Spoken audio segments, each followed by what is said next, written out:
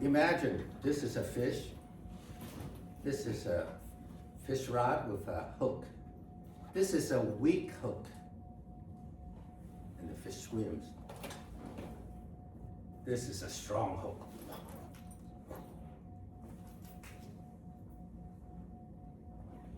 Good evening, fellow Toastmasters. Today I'm going to talk to you about the first 8 seconds of a speech.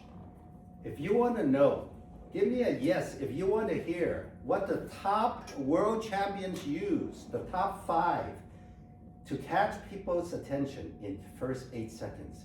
Say yes. Everyone say yes. Yes. It's very simple.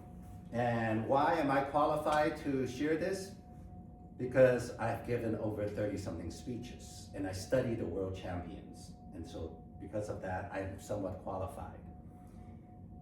The first 8 seconds is most important because if you catch the audience the first 8 seconds, you kind of got them. No matter, you might mess around in the body and you should have a strong conclusion too, but once you have a good start, you will have a good ending, a good continuation. So just remember this word sharp, S-H-A-R-P. Everyone say sharp. Sharp. So S stands for story, H, humor, A, ask the audience, R, remarkable, simple fact, and P, prop.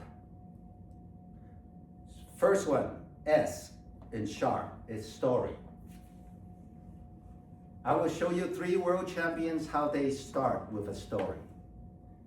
I will also give some examples right now what I use. I tend to use dialogue and story with 2 dialogue of a story. For example, mirror, mirror on the wall, who is the sexiest of all? Now, mirror, be honest, be honest. Oh, your majesty, your face, you got spots and wrinkles, and so on. So I use dialogue, and then I combine actually dialogue with a little bit of humor. So then the mirror said, turn around, let's take a look. Now I skip a little bit. And the mirror said, oh, your majesty, may you live forever. Your bottom is atrocious. And then the mirror, I asked you to be honest. I didn't ask you to be brutal. So I combined story, dialogue with humor. So that's S and H. You will see later on that a lot of the world champions, they combine not just one of the 5, 2, sometimes 3 of the 5.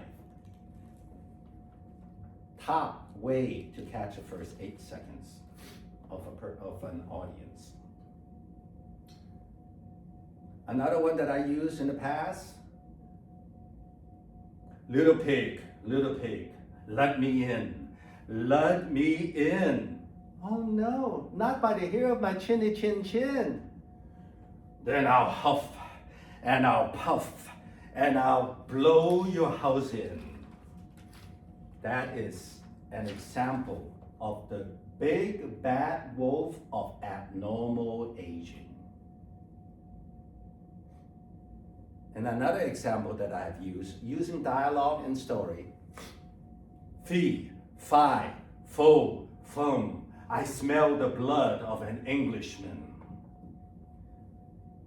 That is from the story Jack and the Beanstalk, where he chopped the beanstalk, the big ogre, the big giant falls down. So when the giant, big ogre of abnormal aging come at you and said, fee, fi, fo, fum, if you develop habits and a mindset to stay young, you too will chop down that beanstalk and kill the big bad ogre of abnormal aging. Humor. Now, humor is a very interesting thing. Some people could do it, some people don't, because it involves causing people to laugh. But if it's tough, then you could use ask the audience. All of us, any of us can ask the audience, get engagement from audience. And then R, remarkable fact, such as, after 50, we lose 1% of muscle every year. So that's called a remarkable simple fact. It's remarkable, but not too complicated. If you give too much math in it, then it's no longer simple. After 50, we lose 1% of muscle every year. So that's called a simple, remarkable fact. P is prop.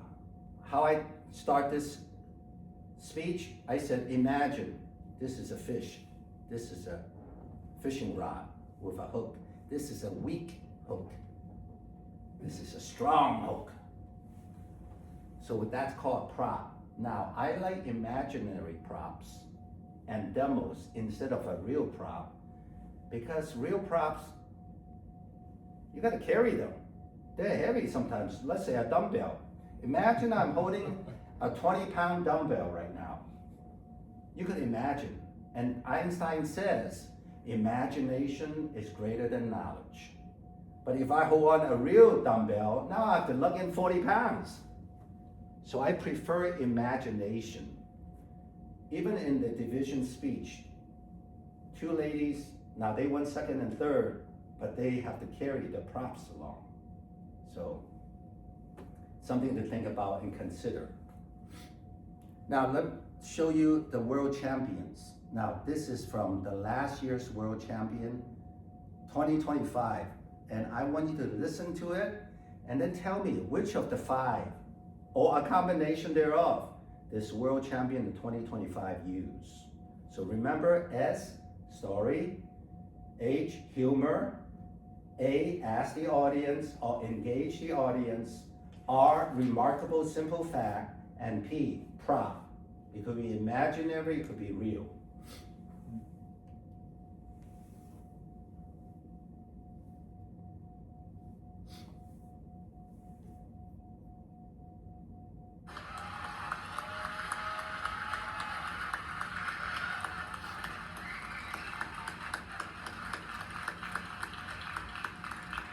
Thank you, Contest Chair.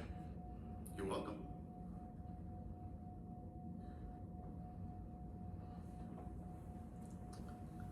I love you so, so much. Mwah. I was talking to the stage. If you're wondering, you should know what the stage does to us. This is that one safe space where we can be creative, weird, wacky, right? Give me a little hoo-hoo if you love the stage. I knew that. Because when we're up here, nothing else in this world matters. Except the stage, our craft, and our audience. But do we often take this performer energy into our day-to-day lives?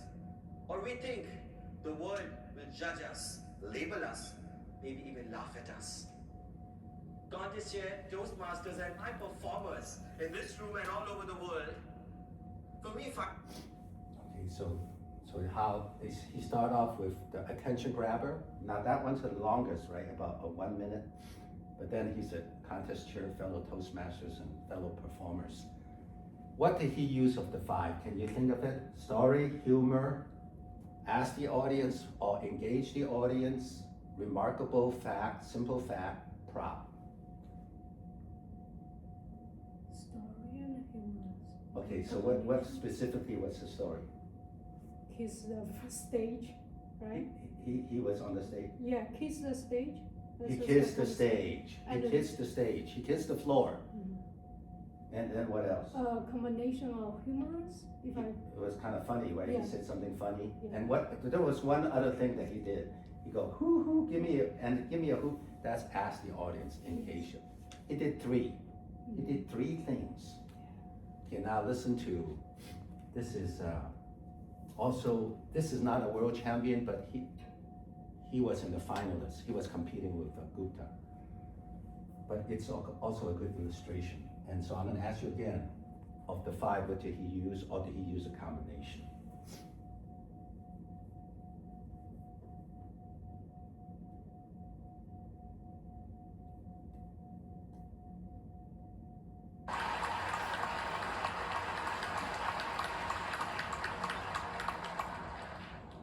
Thank you, contest chair. You're welcome.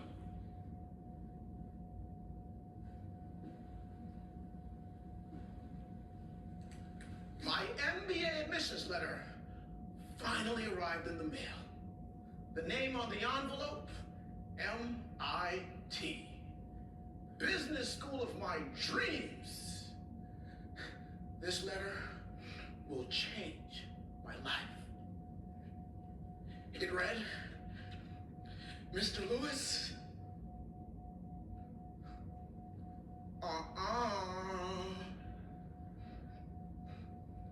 I balled it up and threw it away. Contest chair, fellow dreamers, have you ever... His attention grabber is a little shorter, but he still catch the first 8 seconds. What did he use of the 5, sharp and sharp? He used the physical prompt. He used a physical prompt. He crunched up the paper and he threw it on the floor. He showed the paper. That's a physical prompt, but not heavy, right? A paper is light. I could do that. So that's not so bad, but 40 pounds. Wait, okay, what else did he use? It's also a story, right? He used his story, his personal journey, his pain of being rejected. So that's 2. Now, let's listen to this lady. It's 2024 world champion. She was #1 in the world stage.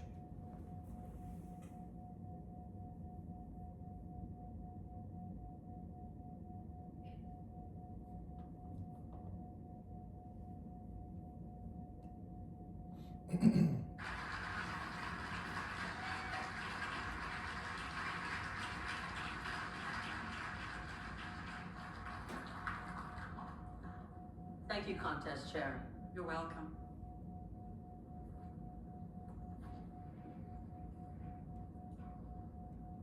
Clear! Clear! We have a female, unresponsive, no pulse. Contest chair, fellow Toastmasters from around the world, and guests. That was the shortest one, but what did she use of the 5?